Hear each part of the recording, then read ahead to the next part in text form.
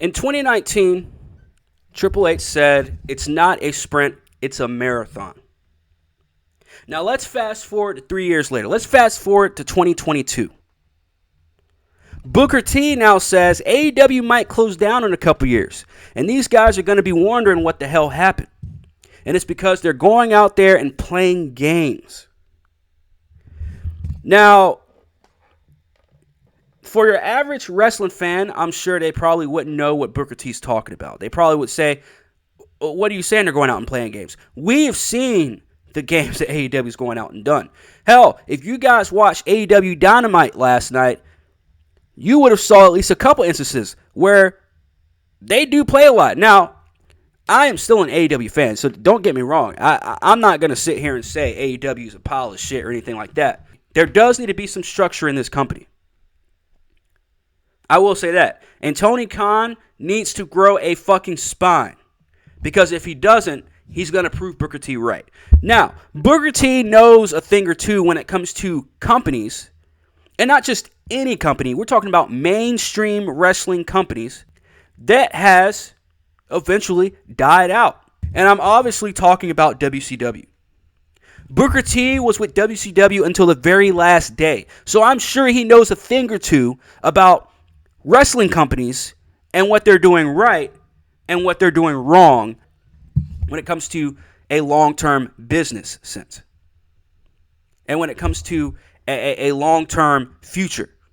There's a lot of people in AEW right now that are thinking to themselves, you know what, when my contract's up, I'm going straight to WWE. Or for some of them, I'm going back to WWE. I don't know what's going on with the William Regal situation, so I'm not even going to speak on that.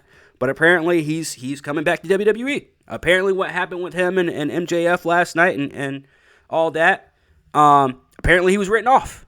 Booker T's not the first person to say or to predict the demise of AEW or to predict the fall of AEW. A lot of people say that this past fall, no pun intended, was the start of the fall of AEW.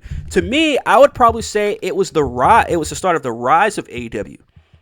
I said a while ago, maybe a couple weeks ago at this point, that the whole CM Punk situation was a blessing in disguise. I don't know about any of the other sayings. I know about the saying of you got to get through the calm. You know, you got to go, there's a calm before the storm and all this other stuff. Look, I'm going to say it the other way. I'm going to say you had to go through the storm before the calm. Because while AEW, every single time they turn on those cameras, they are 0 to 1,000. We understand that. And sometimes it's great. But most of the time it just comes off as just, that was a great match, but what did I just watch? Where's the story? Where's this? Where's that? Jon Moxley is already a 3-time world champion in AEW. And AEW has only been around for 3 years. Then you got the Best of 7 series.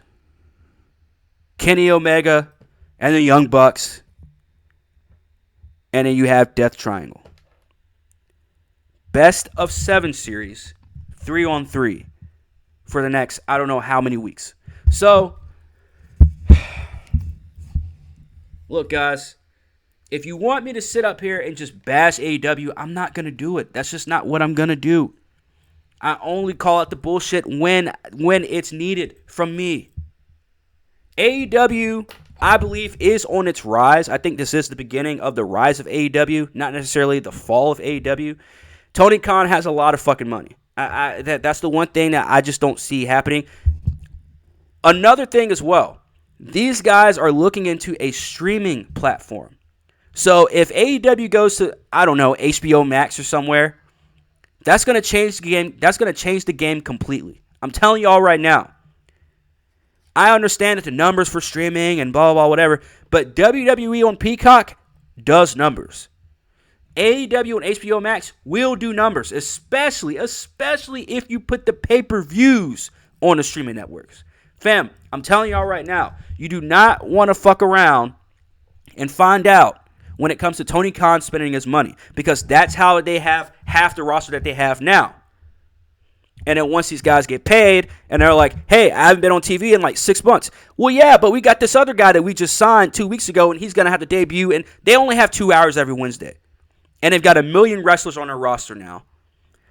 I'm sure they're probably looking for another TV deal. I'm sure they're looking for a streaming deal. AEW right now, financially, they're doing well. To go back to what I said at the beginning of this video, right? About what Triple H said back in 2019. It's not a sprint. It's a marathon. AEW will never be better than WWE.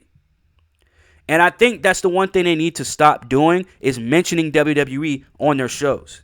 Because WWE ain't looking for AEW. Now, I understand Triple H is being petty when he schedules an NXT takeover on the same day or a WWE pay-per-view on the same weekend as an AEW pay-per-view. I understand all that, being petty, but at the same time, I'm telling you right now, WWE does not need to be looking for AEW.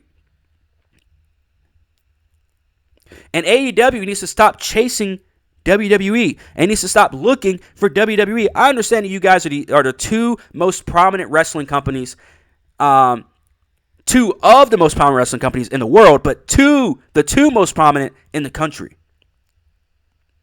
Fam, y'all have to find some way to fucking stop this whole bickering and because I understand the whole healthy competition thing, but when it gets past that and you guys continue mentioning WWE on Dynamite damn near every week,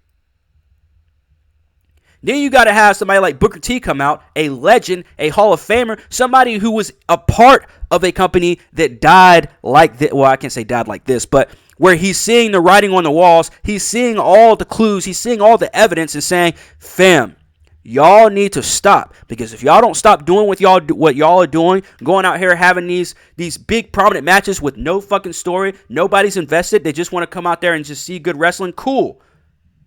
But at the end of the day, if you're looking to have this massive TV deal, at the end of the day, you're looking to have all these people to go to your pay-per-views, not just go to your pay-per-views, but to buy your pay-per-views.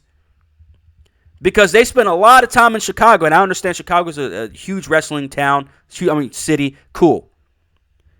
But eventually, you're going to want to go somewhere other than in Chicago every freaking month. So, in this instance, in this case, in this situation, I'm going to have to go with Booker T on this one. Now, I'm not going to say word for word, bar for bar, that they're going to close down in a couple years or whatever.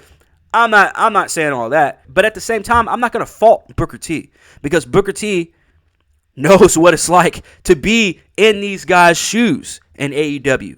And anybody that speaks out from ECW, like, I don't know, Bully Ray or Tommy Dreamer, they could speak on behalf of ECW to say, hey, we were in the same shoes as AEW as well, if not more than what Booker T was in WCW. AEW's got a lot of work to do. They're still a new company. I just saw somebody put up an article the other day. It was like, mentioning AEW Hall of Fame. And I'm like, bro, what? They've only been a company for 3 years. Look, you can't have a Hall of Fame until, like, you've been a company for at least 20 years. Maybe 15. But anyways, man, what do you guys think about this? What do you guys think about what Booker T said? Let me know in the comments. Hit that like, hit that subscribe, all that good stuff. It's your boy Corn. It's Half-Ass Pod, and I am OUT.